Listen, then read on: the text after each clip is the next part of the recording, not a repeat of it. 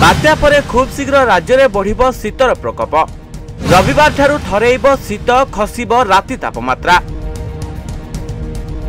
राज्य में बहिबो उत्तरा पवन थरेइबो घन घन। 2 दिन पर राज्य को कबलित करिबो शीत थरेइबो सारा ओडिशा।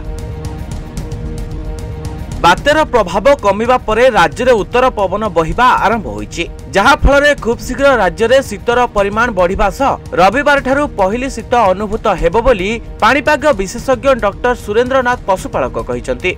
नवेम्बर 2 तारिख आड़कू सारा राज्य में तापमात्रा 3 ରୁ 4 डिग्री पर्यंत ह्रास पाइब।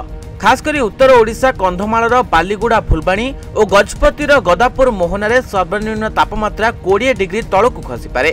सेहीपरि झारसुगुड़ा राउरकेला पालहड़ा बादाम पहाड़ और बहलदारे 15 ରୁ 17 डिग्री तापमात्रा ह्रास पाइपे। से अनुଯାयी बालीगुड़ा दारिंगबाड़ी गदापुर और मोहनारे 17 ରୁ 18 डिग्री तापमात्रा ह्रास पाइबा नै सूचना रही। यह दिल्ली चंडीगढ़ और लुधियानार तापमात्रा सहित सामान रहीपे। तेज राजधानी भुवनेश्वर राति तापमात्रा नवेम्बर 5 तारिख सुधा 20 डिग्री तलकू खसिब। यापर नवेम्बर 1 ରୁ खोर्धा और उपकूल जिले में हालुका मध्यम धरणर वर्षा होईपरे। सेहीपरि 31 तारिख में म्यांमार उपकूल में घूर्णिबलय संभावना रही, किंतु उत्तरा पवन बहिबारु यह घनीभूत हेब नहीं, जार चित्र आसंता 2 तारिख में स्पष्ट हेब बोली सूचना रही। Bureau report, news 95 Odia.